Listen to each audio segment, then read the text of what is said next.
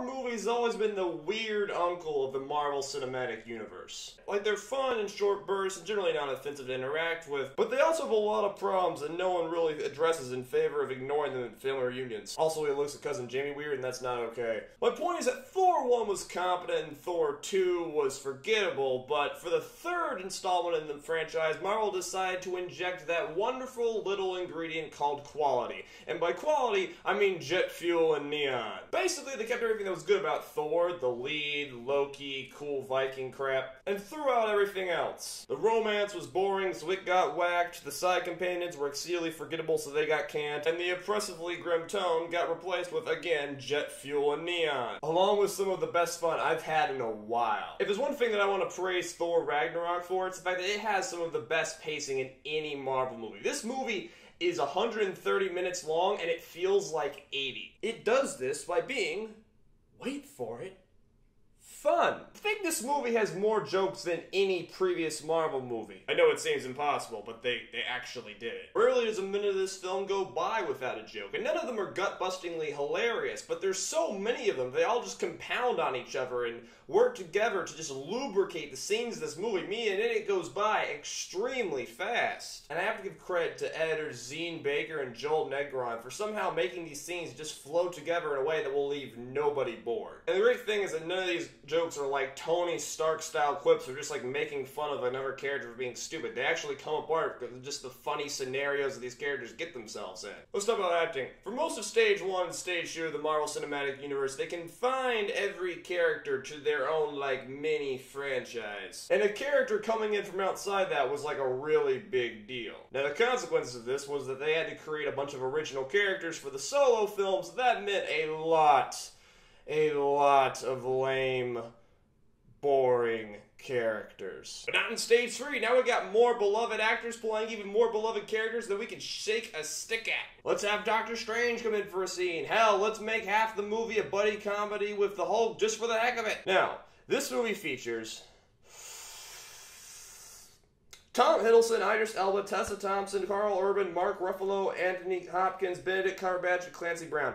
And they're all just fine. Not that the script ever really wants them to be more or less than that. This movie may be really good, but it's not Guardians. You're not gonna cry. There is one surprisingly emotional scene with the Hulk that brought my score up, and despite the breakneck pace of this film, it does hit its somber moments when it needs to. Alright.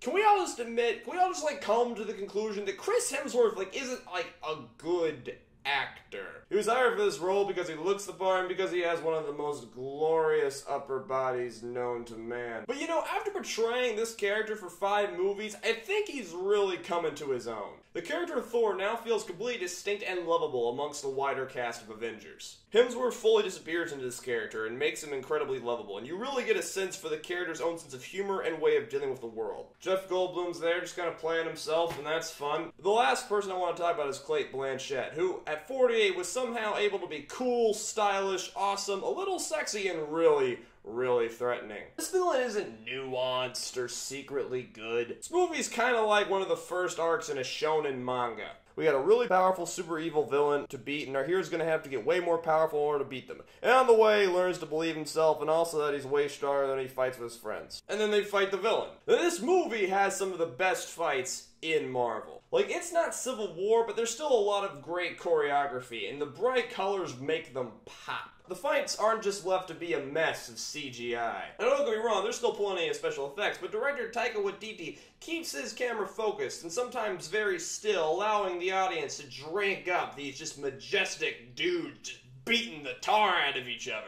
I'd call the directing in this movie strong, if pretty standard, though there are a few shots in particular that just bleed glorious stylism, which adds to the pure adrenaline-laced fun of this movie. But the thing that really puts this movie into full camp territory is the set design. Everything is incredibly colorful, with each realm having its own distinct color palette, which really makes them feel like a unique place. Everything in the film just really pops. The music's pretty fun too. I mean, you can't go wrong with Immigrant Song by Led Zeppelin, but I really wish this movie had a great score of its own. As every fan of painting pointed out in what turned out for some reason to be his last video, Marvel seems strangely hesitant to invest in powerful and iconic scores for their movies. You know when epic action movies gave every character their own distinct song, and they would build hype by playing that character's theme at key moments? But it looks like that's a thing that only underappreciated anime do these days. No, Wyatt, do not get off track. This video needs to be up by Friday. Okay, pacing, acting, directing, music, writing, that's pretty much everything. Now you may have noted that I use the word fun to describe every aspect of this film. That's not because I'm a bad writer, I am the best writer. I do that to emphasize the fact that every aspect of this movie works to the same end.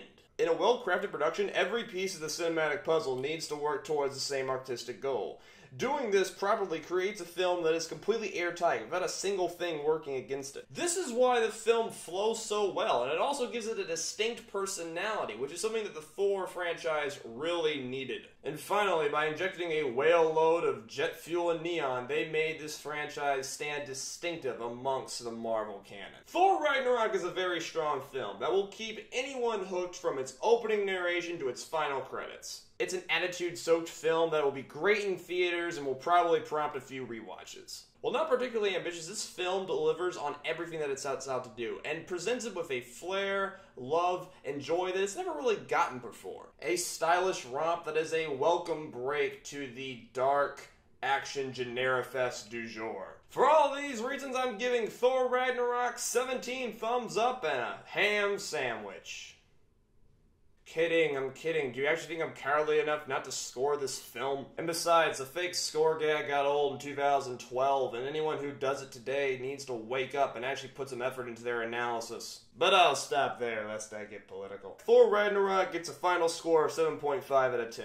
Very impressive. And you know what's even more impressive? The fact that I made this entire video in a day! And maybe, just maybe, putting my review up on the day that this film launches will finally get me some views. So maybe, just maybe, I can go to sleep one night without wanting to coat myself in hand sanitizer and set it on fire. Anyway, if you're new to this channel, I'm Wyatt the Wordweaver. I do comedy and analysis, and sometimes it's not terrible. I have a Twitter that's pretty nice if you have a high tolerance for anime jokes, self-deprecation, and vanity selfies. You can reach me out there or my email, or you can just leave a comment down below about your opinions of the film or asking me some questions about my analysis. I look forward to responding to them. And finally, yes, thanks to peer pressure, I am doing No Shave November.